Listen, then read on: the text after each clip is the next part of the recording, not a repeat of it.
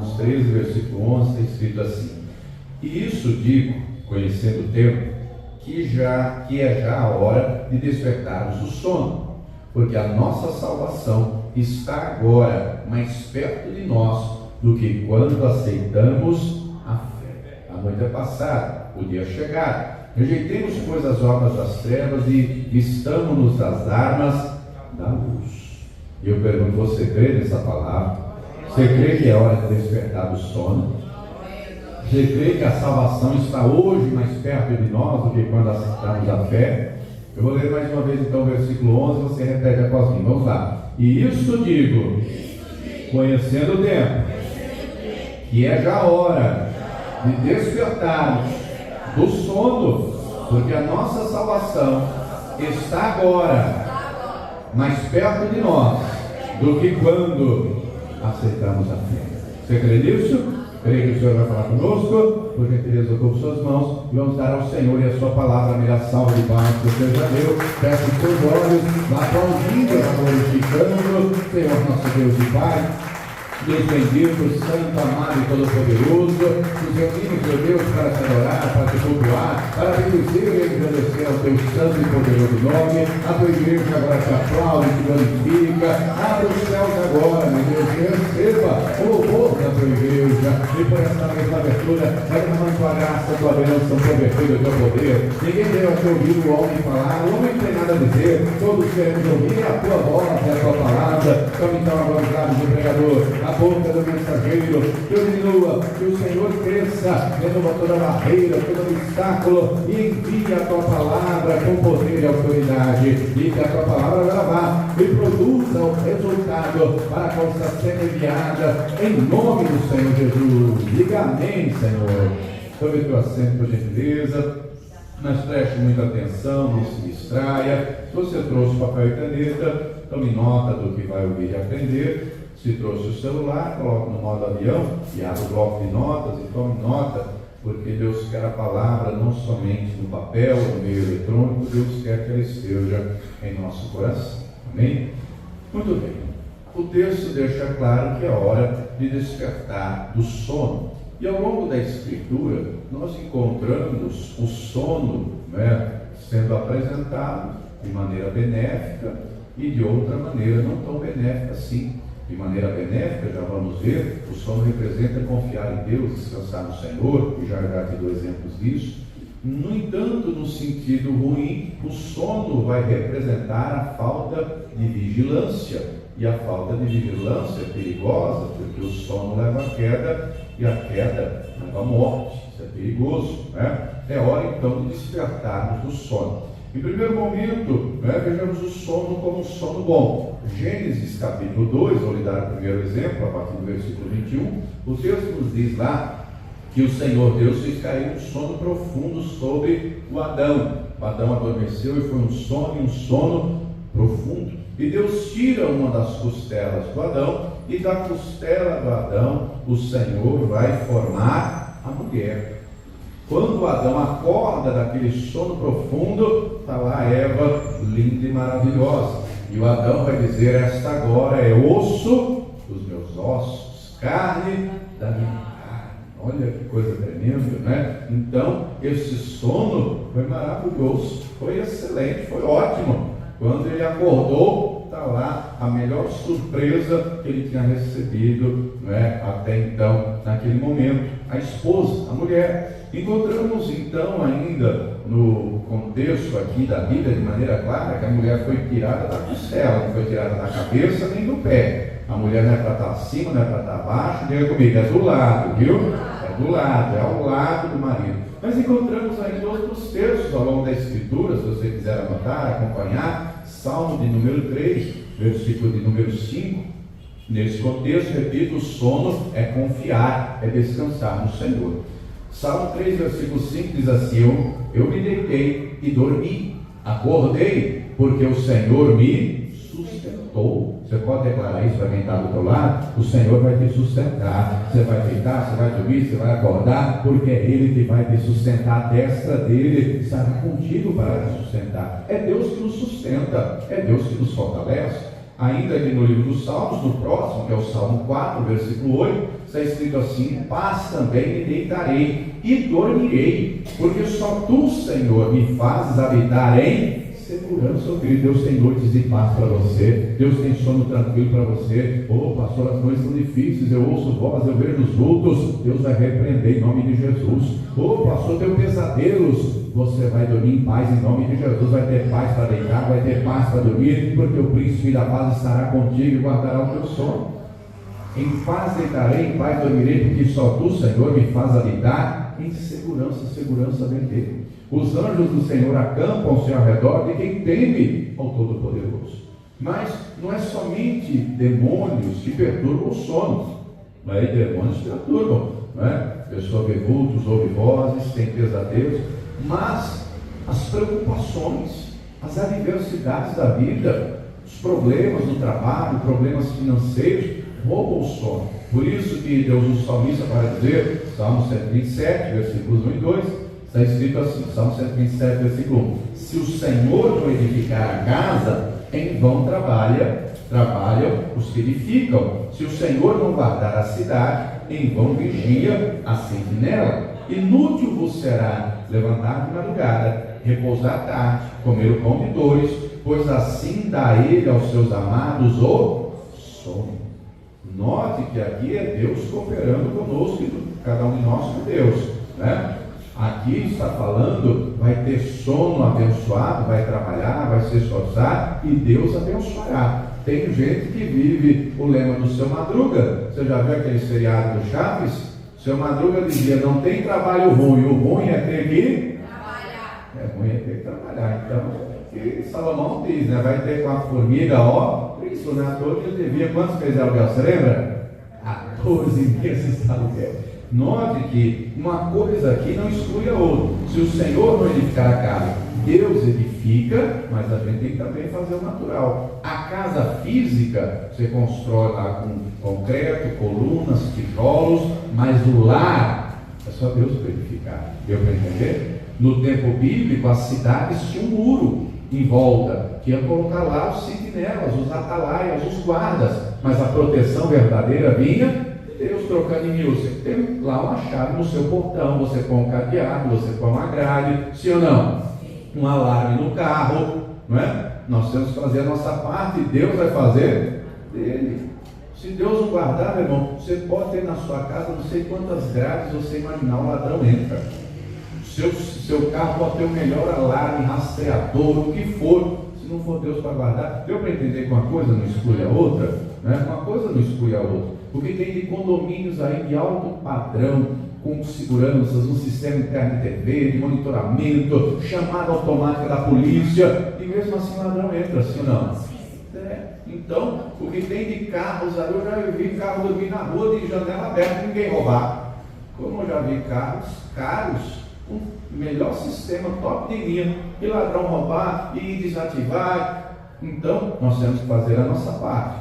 Aqui o texto vai dizer: inútil é levantar cedo, a dormir tarde, sem a bênção de Deus. Deu para entender? Sem a bênção de Deus é inútil, mas vai trabalhar, vai se esforçar, vai se matar e não vai produzir nada, só cansaço, só fadiga. Mas com a bênção de Deus, querido, vai dormir em paz e segurança, haverá bênção, haverá proteção. Não é por acaso que o próximo salmo diz o que? Você lembra o 128, versículo 1? Bem-aventurado aquele que teme ao Senhor e anda nos seus caminhos, comerá do trabalho de suas mãos, feliz será e tudo irá.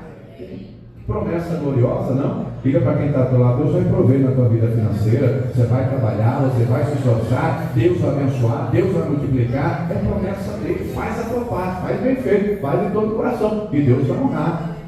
Ainda no livro de Provérbios, falando do sono, Provérbios 3, versículo 24, está escrito assim: quando te deitares, não temerás. Sim, tu te deitarás e o teu sono será suave. Vai ser um sono renovador, vai acordar revigorado, um sono abençoado. Agora, se você não tem, acredito que tem, mas se não tem, adquira o hábito de orar antes de dormir, não é? Adquira o hábito de orar, agradecer a Deus pelo dia, adquira o hábito de orar pela manhã, quando você acorda, agradecendo a Deus que está vivo, né? Adquira o hábito de orar quando for fazer as refeições, tomar o café, almoçar, lanchar, jantar. adquira o hábito de orar, adquira o hábito de agradecer a Deus, amém? O sono será suave. Então, em todos esses textos que li, o sono aqui representa descansar no Senhor, confiar em Deus, trabalho abençoado, sono tranquilo, sono em paz, sono em segurança, guardado e abençoado por Deus. No entanto, a Escritura também nos mostra e aponta o sono no sentido de falta de vigilância. Vejamos então alguns exemplos disso. Se você ler, primeiro livro de Samuel, capítulo 26, Saul perseguia Davi, perseguia para matá-lo. E diz lá o versículo 7 que Saul e o seu exército se acamparam e todos foram dormir. E veio um sono pesado sobre todos. Não tinha um guarda, não tinha um vigia. E se o rei está lá, o exército todo, tinha que ter alguém vigiando. Não tinha ninguém. O Davi, vendo aquilo, um soldado de Davi disse: olha aí, Deus se deu o inimigo na tua mão, mata ele, aliás, não deixa eu matar, vai ser um golpe só. E Davi diz: de jeito nenhum, quem sou eu para tocar no ungido do Senhor? Um dia ele vai morrer, um dia ele vai perecer, eu não vou tocar nele. Vamos pegar a lança dele, vamos pegar a pilha d'água dele, para eu saber que eu estive aqui, tive a oportunidade, mas não matei. Então o sono do Saul, do Abner, do general e de todo o exército foi falta de vigilância. Um outro exemplo muito claro disso, já no Novo Testamento, Mateus 26, um momento crucial do ministério do Senhor Jesus, que é quando ele vai ao Getsêmani. Ele vai lá, com os seus 11 discípulos, o Judas já tinha saído para traí-lo, e com os 11 lá no Monte das Oliveiras, no Jardim de Getsêmani, ele chama 3, para ir um pouquinho mais adiante, o Pedro, o Tiago e o João. E por que um momento crucial? Porque ele sabe que dali a algumas horas ele vai ser preso. Ele sabe que dali a algumas horas ele vai ser violentamente, cruelmente, sanguinamente martirizado. Ele sabe tudo isso. Por isso, quando ele chama os 3, você pode conferir lá Mateus 16, a partir do versículo 36, ele vai chamar os 3 e vai dizer: a minha alma está entristecida, tem tristeza até a morte. Tá? Marcos vai dizer: está em agonia profunda. É lá no Getsêmani que ele começa a suar gotas de sangue. E ele diz para os 3: fiquem aqui um minutinho que eu vou ali um pouquinho adiante. E ele dobra os joelhos e ele ora. Quando lemos no Evangelho, só está escrito que ele disse uma frase: Senhor, se possível, Pai, se possível for, passe em mim este cálice. Só que quando ele volta, ele fala com os discípulos, ele vai: vocês não puderam vigiar comigo nenhuma hora. Então o texto deixa entender que ele passou de joelhos dobrados pelo menos uma hora, mas não foi uma vez só não. Quantas vezes ele ora nessa ocasião, você lembra? 3 vezes. 3 horas de oração. Só pense você com você mesmo: quanto tempo você ora? Quando as lutas e aflições chegam, quanto tempo você ora? É uma oração rápida? É uma oração mais longa? No entanto, compreenda que quando ele volta, os discípulos estão como? Diga comigo: dormindo. E o Senhor vai dizer para eles, no versículo 40, encontrou eles adormecidos e disse: então nenhuma hora vocês puderem vigiar comigo. E no versículo 41 ele vai dizer: vigiai e orai para que não entreis em tentação. O espírito está pronto, mas a carne... O Senhor está dizendo de maneira clara: foi falta de vigilância. Paulo, falando aos Tessalonicenses, capítulo 5, versículo 6, vai dizer: não durmamos, pois, como os demais, mas vigiemos e sejamos sóbrios. Diga para quem está ao teu lado: acorda enquanto é tempo. Diga para ele: vigia, abra os olhos aí, vigia. Por quê, pastor? Porque nós estamos numa batalha espiritual e o nosso inimigo é cruel, o nosso inimigo é sanguinário, o nosso inimigo é implacável, ele não tem misericórdia não, ele não tem misericórdia. Nós vamos ver um exemplo aqui, de que o sono causou queda, e a queda gerou morte. Atos capítulo 20, vai lá comigo então. Se você não vigiar, mesmo dentro da casa de Deus, você pode dormir, você pode cair, e você pode morrer, dentro da casa de Deus. Olha que perigo. Atos 20, versículo 7. Vamos ver isso na prática. Um exemplo aqui. E tudo que está escrito aqui é para nos ensinar, é para nos instruir.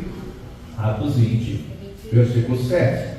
No primeiro dia da semana, que para nós é no domingo, ajuntando-se os discípulos para partir o pão, e esse partir o pão aqui está a entender de maneira clara que é Santa Ceia. Paulo, que havia de partir no dia seguinte, falava com eles e alargou a prática até que hora, minha gente? Meia-noite. O texto não diz que hora que começou o culto, a pregação, não é? No domingo nós temos 3 reuniões, você sabe disso, cada noite começamos às 18. Mas tem muitas igrejas por aí que no domingo o culto começa às 19, não é? Dificilmente alguma depois das 19, máximo 19h30.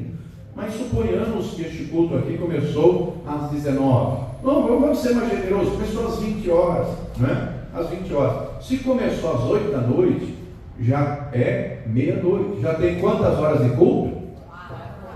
Imagina o Paulo pregando lá, cheio de fé, cheio de missão, revelação, sabedoria. Só que quando nós analisamos, por exemplo, a primeira carta aos Coríntios, nós percebemos, né?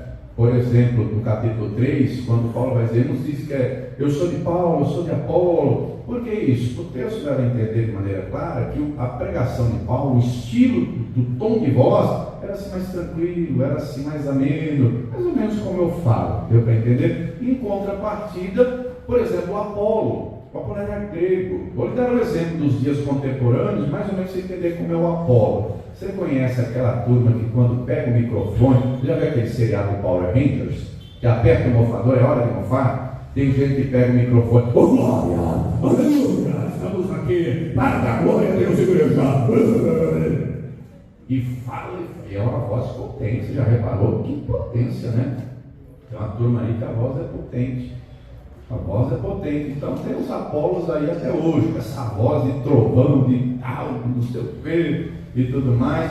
O Paulo, a voz era mais tranquila, era mais serena, era mais mansa, não é? Tanto é que na carta aos Coríntios ele vai rebater a questão de que os coríntios diziam, quando manda a carta desce o rei, mas quando está pessoalmente é tranquilo. Eles falam isso, eles alegam isso, e quando ele estava mandando por carta ele pegava firme, mas quando era pregando era mais tranquilo. Porque, querido, uma coisa é ter autoridade, outra coisa é ser autoritário. Tem um ditado que diz, para o bom entendedor, um pingo é dentro, não é? Então, voltando aqui, Paulo estava pregando e tudo mais, versículo 20, versículo 8, aliás, Atos 20, versículo 8. Havia muitas luzes no cenáculo onde estavam juntos, e estando um certo jovem, por nome Eutico, assentado numa janela, caiu do 3º andar, tomado de um sono profundo que lhe sobreveio durante o extenso discurso de Paulo, e foi levantado. Vamos entender aqui algumas coisas, né? Em primeiro lugar, o texto fala que havia muitas luzes. Não era como hoje, né? Hoje você sabe que tem luminária de LED, tem lâmpada de LED, tem refletor. Essas muitas luzes aqui, está falando de tocha, está falando de candeia, né? Lampião, lamparina, que eram as luzes que tinha na época, não era igual essas aqui. Mas o texto deixa claro que o lugar estava bem iluminado. Estava bem iluminado. E essa luz, obviamente, aponta para a luz do mundo, que é Jesus Cristo, aponta para a palavra, que é lâmpada para os pés, que é luz para o caminho. Nós também que o texto deixa claro o extenso discurso de Paulo. Compreenda que esse extenso discurso é uma extensa mensagem, uma extensa pregação. E Paulo aqui, ele está pregando a palavra. Lembre-se disso, não é? Se você ler 1 Coríntios 2, ele vai dizer assim, a minha palavra e a minha pregação não consistiu em palavras persuasivas de sabedoria humana, mas demonstração do Espírito de Deus, do poder de Deus, para que a fé de vocês não se apoie em homens, mas em Deus. Os gregos, minha gente, desenvolveram a oratória, a retórica e a persuasão. O que é isso, pastor? O que é a oratória? É falar bem, é falar de maneira correta, não comer R nem S, ter uma boa dicção. Isso é oratória. O que é a retórica? Ele vai um pouco mais além, desenvolver uma argumentação convincente. O que é a persuasão? Aí já é além. A persuasão, trocando em miúdos, é manipulação. É você fazer, através da sua retórica, o outro pensar o que você quer, mas não só pensar, fazer o que você quer. Isso é persuasão. É você manipular o outro a fazer o que você quer e o outro está pensando que é ele que está fazendo por livre e espontânea vontade. Isso é manipulação. Isso é técnica psicológica, né? Isso é sabedoria de homens. Não foi criado agora. Tem curso disso. Dá-se aula disso. Tem faculdade para isso, né? No entanto, isso foi desenvolvido lá na Grécia. No tempo de Paulo, isso aí já existia há muito tempo. Por isso que ele deixa claro, a minha palavra, a minha pregação não foi baseada em sabedoria de homens, não foi retórica de homens, persuasão de homens, foi poder de Deus, palavra de Deus.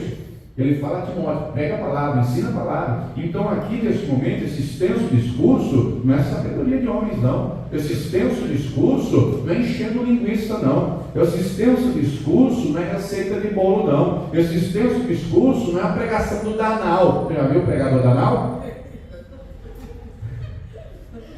Tem um vídeo na internet, depois você vê lá, né? Tem um louvor que é muito bonito, antigo, que diz: solta o cabo da nau, estão morrendo. O que é nau, minha gente? Navio. Mas ainda tem que a maioria sabe, nau é navio.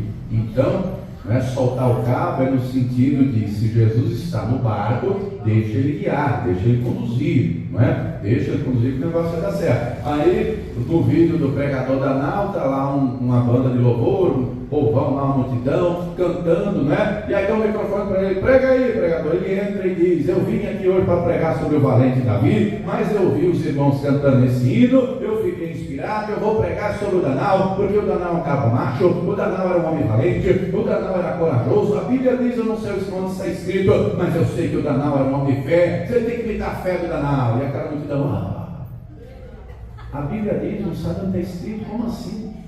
Ô querido, muita gente nos nossos dias é analfabeto bíblico, não conhece nada da Bíblia, porque tem de multidão aí batendo palma para nada. Outro dia eu vi uma pregação, o camarada passou 1 hora narrando uma receita de bolo. Lembra daqueles que, quando pega o microfone, estava eu na prova, aleluia, mas Deus é Deus da providência, glória, Deus mandou a minha mãe em casa, aleluia, e não tinha arroz nem feijão, eita Deus de vitória, mas tinha lá uma farinha, glória, tinha lá um azeite, aleluia. O cara passou 1 hora, a pregação foi narrando que a mãe dele foi na casa dele, fez uma receita, fez um bolo. Isso é pregação, meu filho. Pastor, mas Deus proveu. 1 hora, tem que pregar a palavra. É a palavra que cura, é a palavra que salva, é a palavra que limpa, é a palavra que transforma, é a palavra que convence. A palavra é a luz do mundo, a palavra é a lâmpada para os pés, é a luz para o caminho, a palavra é viva, e o nome dessa palavra é Jesus Cristo. Então, o sistema de Jesus é pregação, é palavra, até o tutano do osso. Vivemos em tempos de gente com a pregação, às vezes, sei lá, 1 hora, 40 minutos, já reclama. Imagine se fosse discípulo do Paulo. Imagina se eu andasse com Jesus, que certa vez pregou 3 dias. 3 dias uma multidão seguindo ele no deserto. Essa turma mimizenta não ia aguentar o tranco, não. Já ia escandalizar, já ia embora. Mas voltando aqui. A palavra da vida está sendo pregada. O Evangelho de Jesus Cristo está sendo anunciado. E isso que aconteceu aqui com o Eutico, encontramos, né, coisas similares na Escritura, e continua acontecendo até hoje. Como assim, pastor? A palavra da vida está sendo pregada e gente dormindo, caindo, morrendo. Leia Apocalipse capítulo 3, versículo 1, quando o Senhor Jesus escreve a carta à igreja de Sardes. A igreja de Sardes, o Senhor deixa claro: conheço as suas obras. Tem nome de que está vivo, mas está morto. Não encontrei com as obras perfeitas de mim. Arrepende-te, seja vigilante e confirma os que estão para morrer. A igreja parecia que estava bem, tudo ok, tem nome que estava bem, mas estava morta. Ô querido, nós temos uma profecia, uma parábola que é profética, escatológica.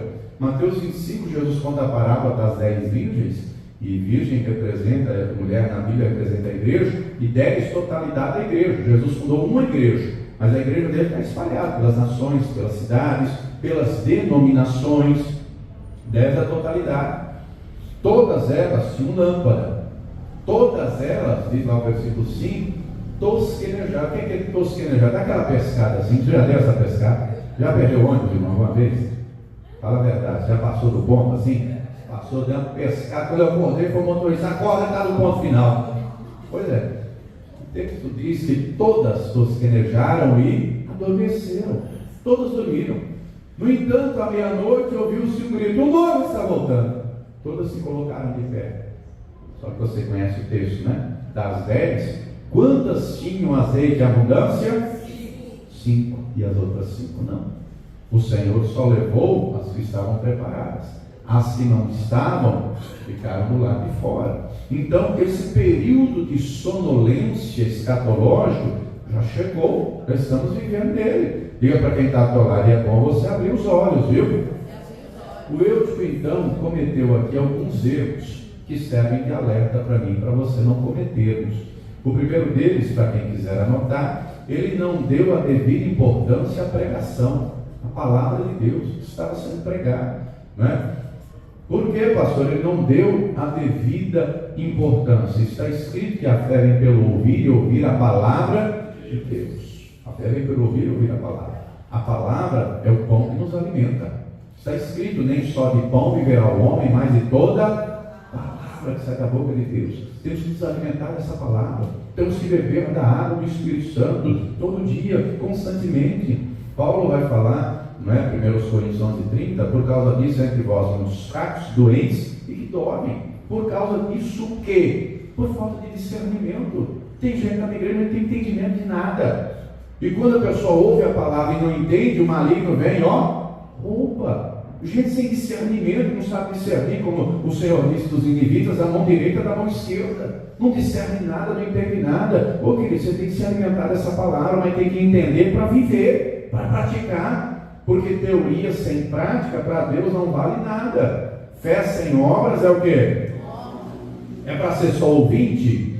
É para ser também praticante da palavra. Então tem gente fraca, uma pessoa que não se alimenta direito, ela vai ficar fraca, cambaleante, qualquer coisinha ela cai.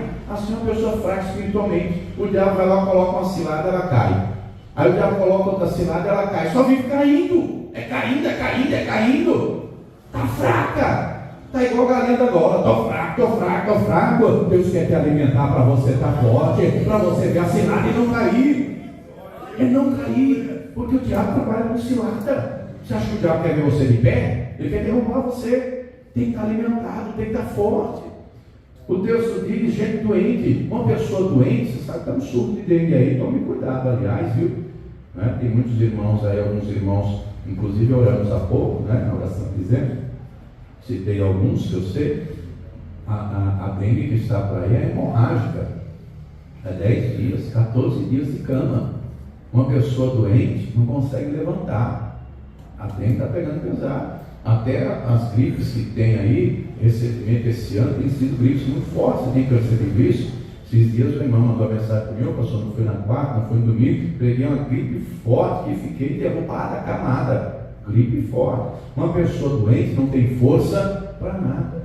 E uma pessoa doente, né, geralmente, não todas, mas muitas doenças, transmite para o outro, sim ou não? Transmite. Uma pessoa doente leva a doença para os outros, mas uma pessoa viva leva a vida para os outros. Uma pessoa saudável leva a saúde para os outros. Paulo escreve a Timóteo para pregar a palavra, ensinar a palavra, estudar a palavra, para que os irmãos sejam sãos na fé. O dormir aqui, 1 Coríntios 11:30, ele está morto. Quem está morto leva a morte. Agora quem está vivo leva a vida. E o Senhor quer você vivo para você levar a vida para a tua casa, para o teu trabalho, onde você estiver. Dê importância à palavra, tome posse da palavra, porque ela salva, ela sara, ela limpa, ela purifica, ela santifica. Nós temos que dar devida importância para a palavra de Deus. Diga para quem está ao teu lado, o Eutico. Não, só quem está vivo agora, parece que, né, o que nós estamos lendo aqui, pois é, né? Diga assim, o Eutico. Somos eu e você, viu? O Eutico está debaixo da nossa pele. Quantas vezes tem gente que vem ao culto, ouve, mas não dá devida importância para a palavra. Olha só, se era Paulo pregando, a gente, Paulo, no tempo dele, ele é um camarada que evangeliza o mundo. Dos apóstolos de Jesus é o que mais é usado pelo Espírito Santo para plantar igrejas, para ganhar almas, para estabelecer líderes. Pregou o evangelho, escreveu metade do Novo Testamento. Tem bagagem, sim ou não? Se no culto que o Paulo está ministrando teve gente que dormiu, você acha que não vai ter no culto que eu ministro? Vai, tomara que não seja você, né? Não, pastor, eu não, estou aqui acordado. Pois é, mas o eu que somos nós, eu e você, somos o eu. Quantas vezes não damos a devida importância à palavra de Deus? O eu cometeu um segundo erro. Ele estava presente só de corpo, mas a mente estava longe. Quando a pessoa senta na janela, você lembra que onde ele estava sentado, né? Ainda bem que nesse tempo aqui não tem janela, né? Você vai ter lá na escolinha no alto, tem grade, não tem jeito de ninguém ficar pendurado. Mas aqui não tem nenhuma janela. Quando a pessoa está na janela, ela olha para dentro, mas também olha para. E aí é o problema do cristão que está dividido. nas palavras de Elias ao povo de Israel, 1 Reis 18, cocheando entre dois pensamentos. É a pessoa que está na igreja, palavras do Senhor Jesus, citando Isaías, honra com os lábios, mas o coração está longe. Falando do rei Amazias, segundo Crônicas 25, diz no versículo 2, que ele serviu a Deus, mas não com o coração inteiro. Se o coração era inteiro, o coração estava pela metade, dividido. E com Deus, queridos, se não é de todo o coração, não serve para nada. Vai ser da boca para fora, vai ser com o coração dividido. Tem até um ditado que diz: quem vê a cara não vê, Deus vê o coração. Deus não vê só o que está do lado de fora. Deus não vê só a embalagem, por mais bonita e bela, cheirosa que é a embalagem lá de fora seja, Deus vê o conteúdo. E compreenda você que às vezes tem gente que Deus afasta da tua vida, porque Deus ouve o que falam de você quando você não ouve. Já pensou se tu ouvisse o que falam de você? Você ia querer matar meio mundo. Tem gente que Deus afasta, porque não vai ser bom para você. Confie no Senhor, deixa Ele trabalhar, mas sirva Ele com o coração inteiro. Sirva Ele com o coração sincero e verdadeiro, por inteiro. Ele te guardará, Ele te livrará, Ele te abençoará. Quem entendeu, diga glória a Deus. Não venha ao culto só de corpo, venha com o coração também. Tem gente que vem, senta, mas a cabeça está lá no feijão que tem que cozinhar, no serviço que tem que fazer no outro dia, nas contas que tem para pagar. Ô querido, aí pode ser Jesus pregando. Não vai mudar porque só o corpo veio, mas quando o coração vem, o corpo pode chegar abatido, a angústia pode chegar abatendo a alma, mas sair renovado, sair fortalecido. Pode chegar com um fardo pesado, mas sai leve. Pode chegar triste, mas sai alegre. Pode chegar sem força nenhuma, mas sai renovado e revigorado, porque abriu o coração, se alimentou da palavra, bebeu da água do Espírito, sai cheio de virtude e poder. Mas se não abrir o coração, querido, pode ser Jesus pregando, não muda nada. Não muda nada. Terceiro erro que o Eutico cometeu, além de não dar devida importância à palavra, além de estar presente só de corpo, o terceiro erro foi brincar com o perigo. Ele estava na janela, e na janela do terceiro andar. Do chão aqui a esse forro aqui, tem em torno de 2,80 metros. Então imagine aí, terceiro andar, 8,40 metros. Alto não? Se a gente tomar por base isso aqui, mas se fosse mais alto. Se é um pé direito, sei lá, de 4 metros, terceiro andar já dá 12. Se é um pé direito de 5 metros, e as demais pavimentos também já dá 15 metros. Eu lembro como hoje, quando eu tinha 5 anos de idade, lá no Piauí, a casa em que meus pais, eu e ele namorávamos, tinha uma porta que dava para os fundos, e era uma porta balcão, sabe aquela que abre em cima e embaixo? E aí eu tinha 5 anos, a minha irmã é mais nova do que eu, 2 anos e meio, então ela tinha 3 anos e meio, e fomos brincar. E eu subi em cima da porta, debrucei assim, e ela ficava empurrando. E a brincadeira era essa, eu dizendo: empurra, vai, né? E ela empurrando. Teve uma hora que ela embalou assim, que empurrou, bateu no batente, eu caí. A porta era dessa altura, 1 metro de altura, caí em cima desse braço, quebrei o braço. Lembro como hoje, primeira vez que eu enfaixei esse braço, quebrou aqui no osso, quebrou mesmo, no raio-x, lembro como hoje, quebrou. Tive que já 1 metro de altura. 1 metro, caí em cima do braço assim, quebrou. Caí de 9 metros, dá para morrer, sim ou não? E o texto que lemos diz que o Eutico morreu, porque ele brincou com o perigo. Tem gente brincando com o perigo. Perigo é o pecado. A palavra deixa claro: sujeitai-vos, pois, a Deus.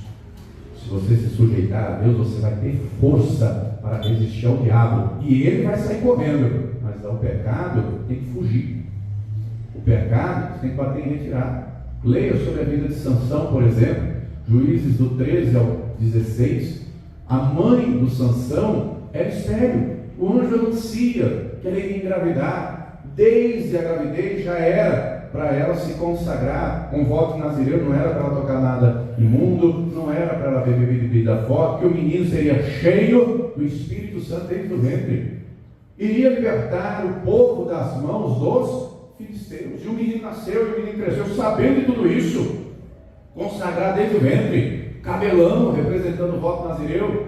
Mas quando ele cresce, ele vai casar com a filisteia. Aliás, já tinha matado o leão e comido do favo de mel da carniça do leão. Casa com a filisteia. Depois se envolve com prostituta filisteia. Depois se envolve com a Dalila, e a Dalila vai lá receber o suborno dos príncipes filisteus. Ô Sansão, conta para mim o segredo da tua força. Ah, sim, amarrar com 7 cordas novas. Está brincando com pecado? Ela foi lá, amarrou. Os filisteus, Sansão, se soltou, matou todo mundo. Ah, Sansão, você está brincando comigo. Conta o segredo da tua força. Ah, se me amarrar com corda feita de erva nova, de planta nova, aí já era. Ela amarrou, matou os inimigos, se soltou. Terceira vez. Conta, Sansão. Ah, se fizer 7 tranças no meu cabelo, acabou a força. Ela fez. Só que chegou um momento, de tanto ele brincar com o pecado, o Espírito Santo saiu dele. Os filisteus chegaram e ele pensou: vou sair aí dessa vez, vou me livrar. E não se livrou, porque a força não estava no cabelo. O cabelo era só o que representava, o símbolo do voto. A força estava no Espírito Santo. A força estava em Deus.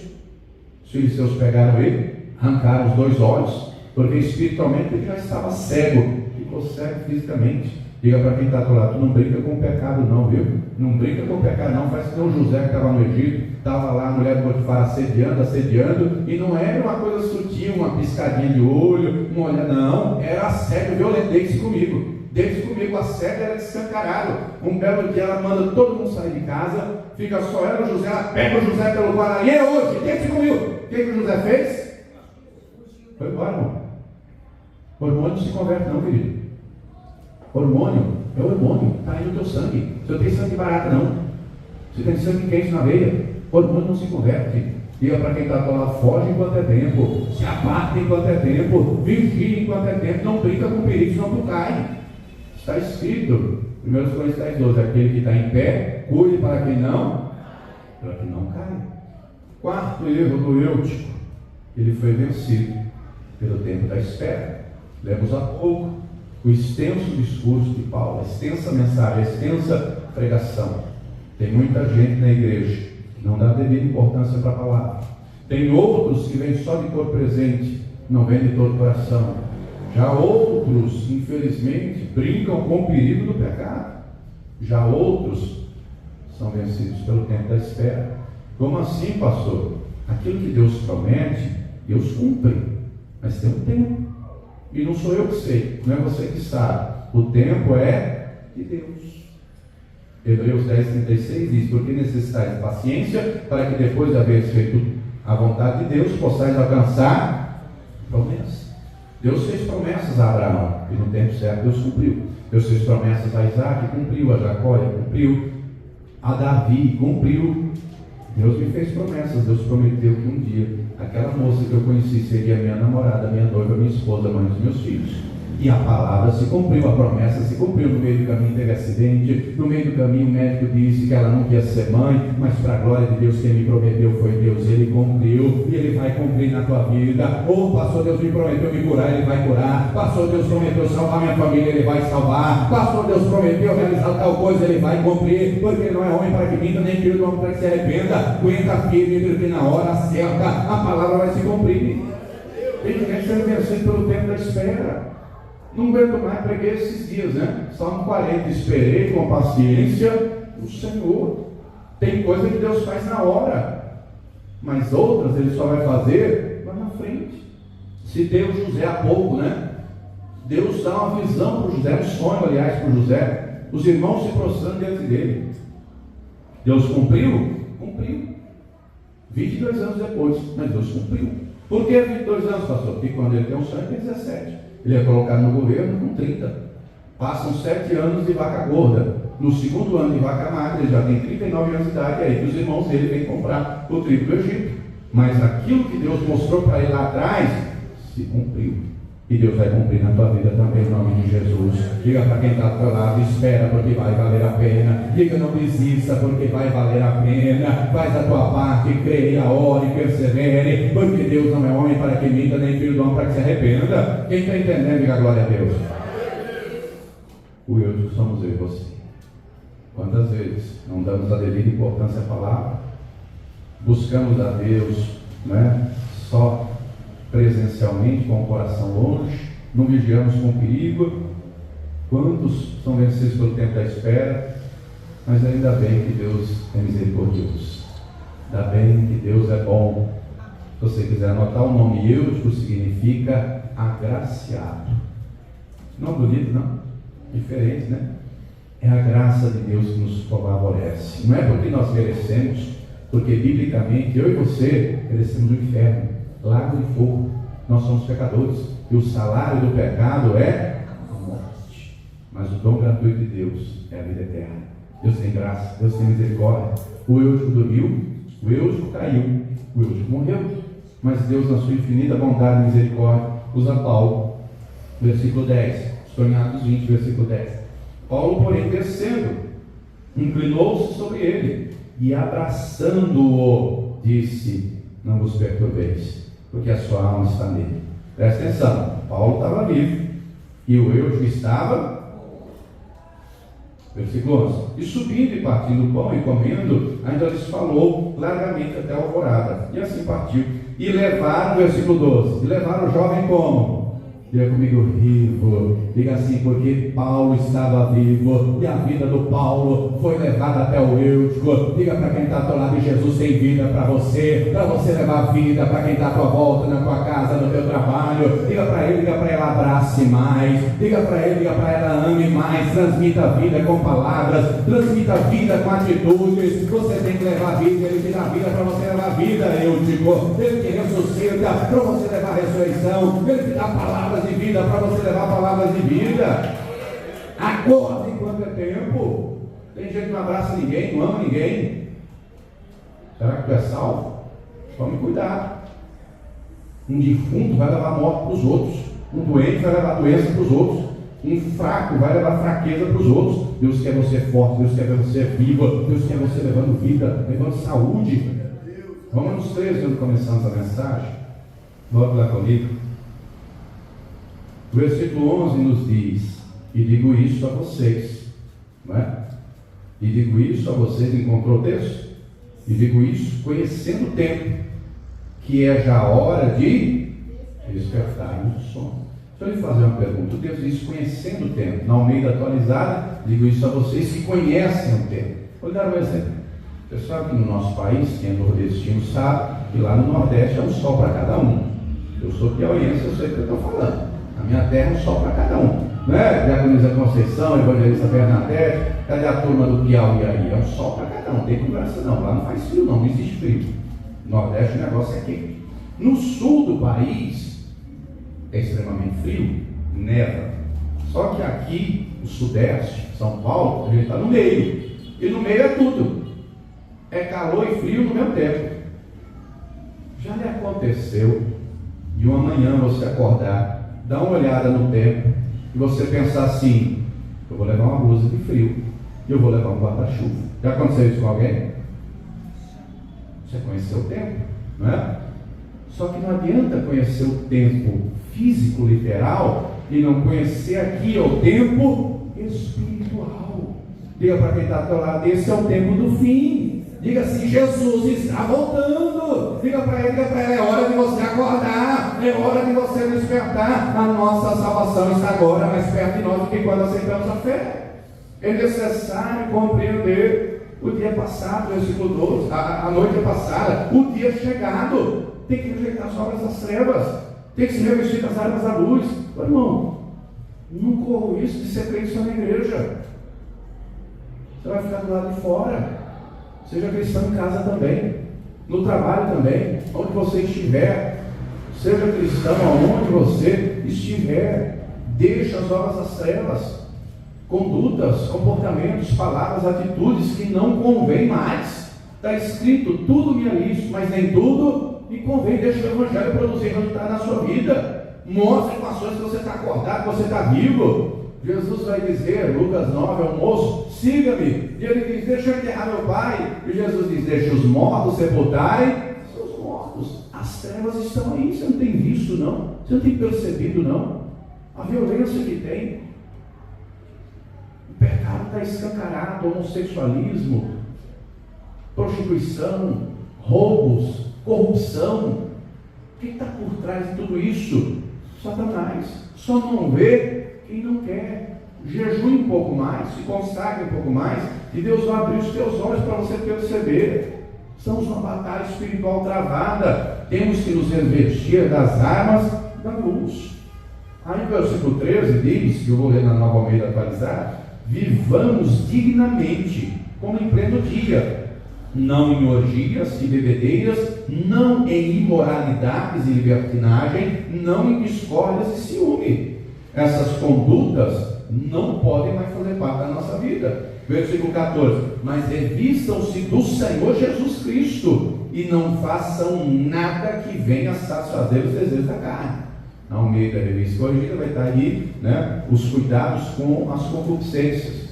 É não fazer nada que satisfaça os desejos da carne, porque o diabo vai trabalhar para você viver na carne, porque para ele viver na carne já está bom, é passaporte garantido para o inferno. Porque ir para a glória, diga comigo, tem que viver no Espírito. Para ir para a glória, tem que subjugar a carne e viver no Espírito, tem que combater o bom combate da fé. Quem está entendendo, diga glória a Deus. Diga para quem está do lado: é tempo de acordar, é tempo de se revestir, é tempo de se fortalecer, porque o Todo-Poderoso está às portas. Aquelas virgens ouviram um grito: o noivo está chegando. Dessa vez não é uma parábola, não vai ser grito, não, vai ser uma trombeta soando, vai ser uma trombeta tocando, e sem santificação ninguém vai ver o Altíssimo. Quem está entendendo, diga glória a Deus. Mas o tempo que estamos aqui, temos que estar acordados, fazer como Paulo, não é acusar, não é apontar o dedo, não é apontar o dedo, é levar a vida, é levar a vida. No início do ministério eu ficava questionando a mim mesmo, porque no mesmo culto, um saía dizendo: pastor, que palavra, que bênção, como Deus falou comigo, e o outro, indiferente, como se não foi nada. No mesmo culto, na hora da oração, chorava, se derramava, falava em mistério, o outro olhava o teto. E lá, anos e anos atrás, eu comecei a me questionar: Senhor, será que o problema sou eu? Será que eu estou orando pouco? Será que eu estou jejuando pouco? Será que eu não me preparei na palavra devidamente? Será que eu estou me consagrando pouco? E eu fui orando para Deus responder. Até que chegou a hora que Deus disse: não, o problema não é você não, é o coração de cada um. Porque o que veio e se derramou, veio para me cultuar, veio para me orar, ouviu a minha palavra, deixou ela entrar no coração, e era um coração fértil que produziu o resultado. Já o outro só veio de corpo presente. Eu não vou dar para cá, não li mais. Se você vai chorar ou não, se você vai se derramar ou não, você vai dar conta de si ao Senhor. Eu prego a palavra, eu ensino a palavra. Quem está entendendo, que a glória a Deus. Querido, eu quero que todos abram o coração, que todos recebam, que todos sejam cheios, que todos recebam, né? Que todos recebam. Agora, depende do seu coração também querer. O Eutico dormiu, caiu, morreu, mas ainda bem que ele é agraciado. O Eutico somos eu e você. Paulo foi lá, o abraçou, deu vida. O Espírito Santo usou para ressuscitar. E assim, o próprio Deus nos dá vida, para levarmos vida. Essa palavra é Espírito e vida. Leve ela para a tua casa, para o teu trabalho. Tem gente que precisa de um abraço, tem gente que precisa de um ouvido, tem gente que precisa de uma conversa. Leve vida para o teu marido, para a tua esposa, para os teus filhos, para o teu ambiente de trabalho, porque o Senhor está às portas e Ele dá a cada um segundo as suas obras. Diga para quem está do teu lado: é hora de despertar. Diga: é hora de acordar. Se coloque de pé, por gentileza. É hora de se revestir do Senhor. Estamos em meio a uma batalha espiritual. Temos que combater o bom combate da fé até acabar a carreira. Sozinho nada conseguimos. Por isso que a Escritura deixa claro que nós temos que nos revestir das armas da luz. Que armas são essas, pastor? A armadura de Deus, o capacete da salvação, a couraça da justiça, o cinturão da verdade, as sandálias do Evangelho, o escudo da fé, a espada da palavra. As armas da nossa milícia são poderosas em Deus para destruir toda a força do inimigo. Nós temos que nos fortalecer no Senhor e na força do seu poder. As trevas estão aí, mas onde a luz chega, as trevas, vai de retirar. Você tem que ser luz onde você estiver. Não é só dentro dessa casa de oração, não. É na tua casa, no teu trabalho, em qualquer lugar. E eu pergunto: você quer se revestir e se fortalecer cada vez mais? Pastor, é comigo, eu quero. Você quer? Sai do seu lugar, vem aqui à frente. Vamos orar, vamos falar com o Senhor.